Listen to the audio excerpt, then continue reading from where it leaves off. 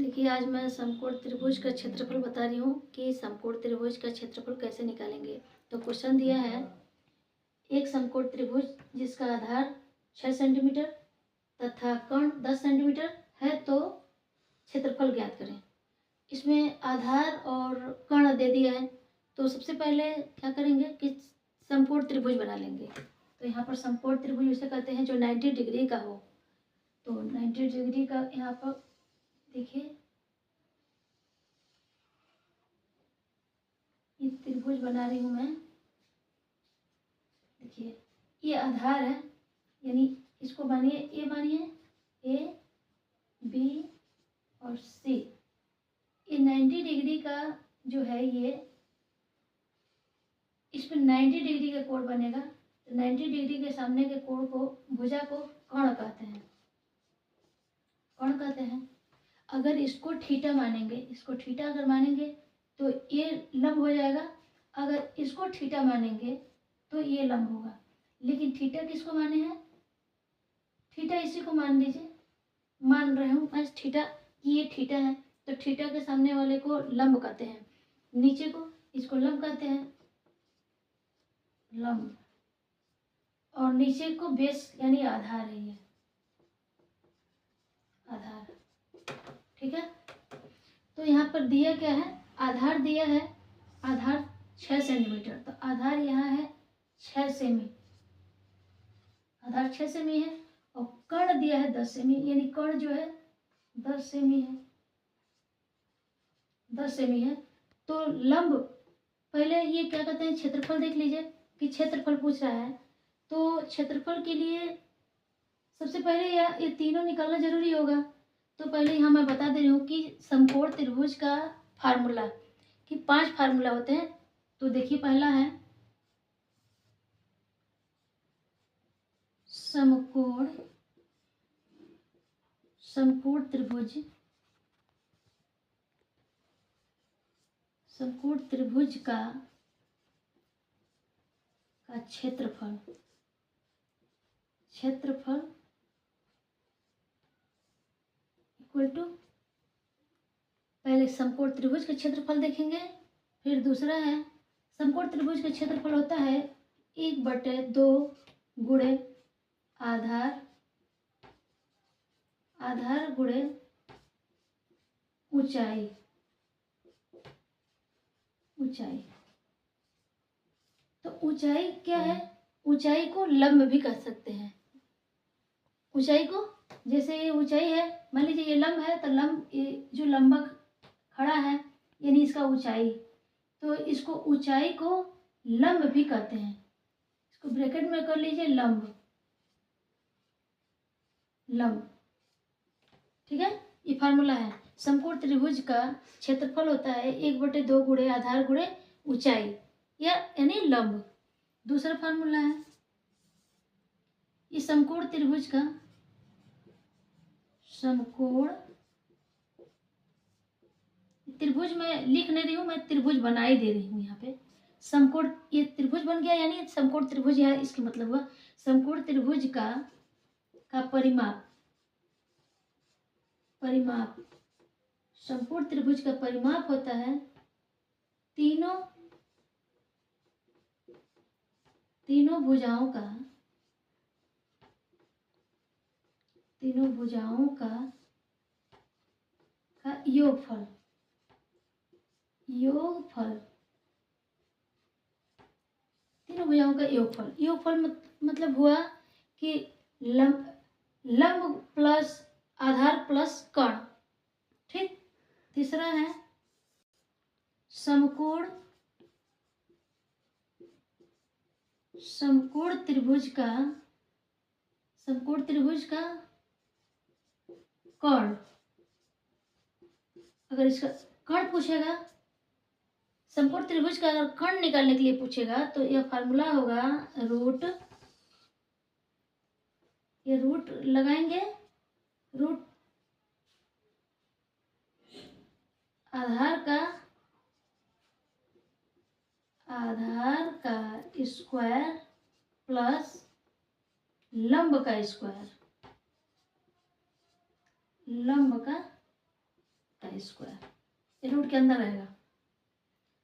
तीसरा चौथा है समकोण त्रिभुज का अगर लंब पूछेगा, लंब, तो इसका फार्मूला होगा रूट, सब रूट में रहेगा, रूट कर्ण का स्क्वायर माइनस आधार का स्क्वायर, ठीक। और पांचवा है समकोण त्रिभुज का आधार अगर पूछेगा तो होगा रूट कर्ण का स्क्वायर माइनस लंब का स्क्वायर। ये देखिए, ये 5 फार्मूला हो गया, 1 2 3 4 5, यानी समकोण त्रिभुज निकालने का 5 फार्मूला लिख दी हूं मैं। तो इसमें करना क्या है कि सबसे पहले यहाँ क्या गायब है, यहाँ लंब गायब है, तो लंब का फार्मूला लगाकर, लंब कौन है ये देखिए, लंब का फार्मूला लगाकर पहले ये कर ले, लंब ला ले, उसके बाद से इसका क्षेत्रफल निकाला जाएगा। तो यहाँ पर लिखेंगे, यहाँ पर लिख दिया जाए, दिया है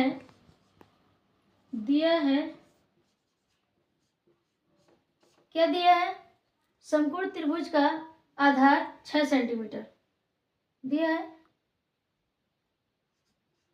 समकोण त्रिभुज का आधार दिया है कितना, 6 सेंटीमीटर, 6 सेमी, और कर्ण दिया है,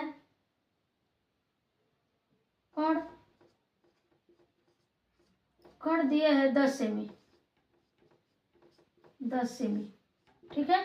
तो लंब निकालना है, तो यहाँ पर लिखा जाएगा लंब इक्वल टू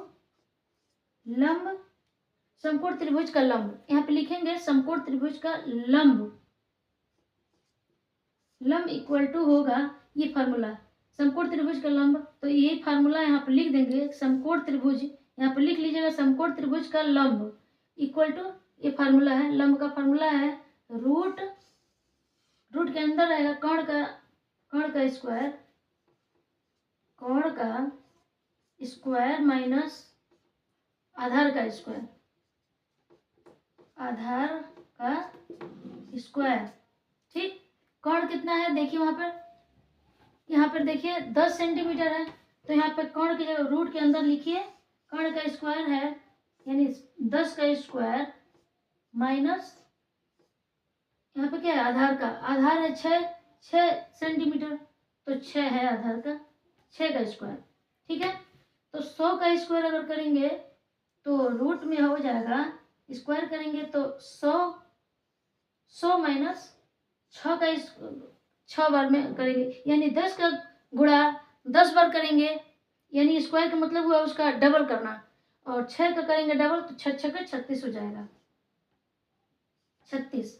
अब इसमें देखिए 100 में से 36 माइनस करिए, तो ये रूट के अंदर ही रखिए, 100 में से 36 माइनस करेंगे तो हो जाएगा 64 होगा। तो 64 को वर्ग से बाहर अगर निकालेंगे तो यानी इसका वर्गमूल कितना होगा, तो मैं पहले वीडियो में किसी बता चुकी हूँ कि वर्गमूल अगर निकालेंगे तो 64 का गुणनखंड विधि से कर लीजिए, ये 64 का गुणनखंड कर लीजिए, यहाँ पर गुणनखंड विधि से देखिए कितना आता है, 2 तिहाई 6 और 2 दूनी 4, 2 एकम 2, 2 छक्के 12, 2 अट्ठे 16, 2 चौके 8 और 2 दूनी 4 और 2 एकम 2, 2 का ग्रुप बनाया था इसमें, 2 का 1 2 3, यानी 3 ग्रुप बन गए 2 का, तो यानी क्या होगा 2 गुणे 2 गुणे, यहाँ पर लिखेंगे 2 गुणे 2 गुणे 2, यानी इसका होगा 2 दूनी 4, 4 दूनी 8, वर्गमूल इसका कितना आया 8 आया, यानी इसका यानी लंब है, ये लंब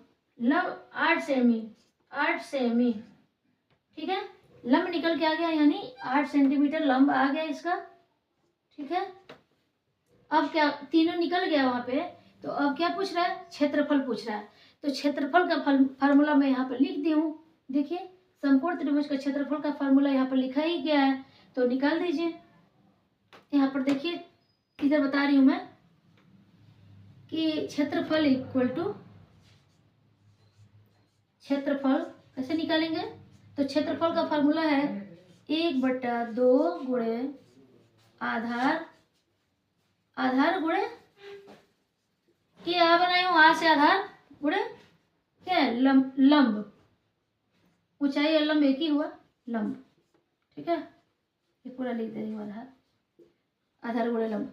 तो 1/2 गुणे आधार कितना है, वहां पे देखिए आधार है 6 सेंटीमीटर, तो 6 गुणे लंब आपका कितना है, 8 सेंटीमीटर आ गया, तो 8 सेंटीमीटर हो गया। तो देखिए यहाँ से क्या करेंगे, तिर्यक इसको काट सकते हैं, 2 एकम 2 और 2 तिहाई 6। अब देखिए ये वापस में गुणा हो जाएगा, 8 तिर्यक 24, 24 एकम 24, 24 सेंटीमीटर स्क्वायर में कर देंगे अब, क्योंकि क्षेत्रफल पूछ रहा है, तो क्षेत्रफल हमेशा स्क्वायर में रखा जाता है। तो 24 सेंटीमीटर इसका आंसर आया है। मेरी वीडियो अगर अच्छी लगे तो लाइक और सब्सक्राइब करिएगा, और आगे कमेंट में लिख के कुछ भी पूछ सकते हैं, आप लोग कमेंट कर सकते हैं, ठीक है। धन्यवाद।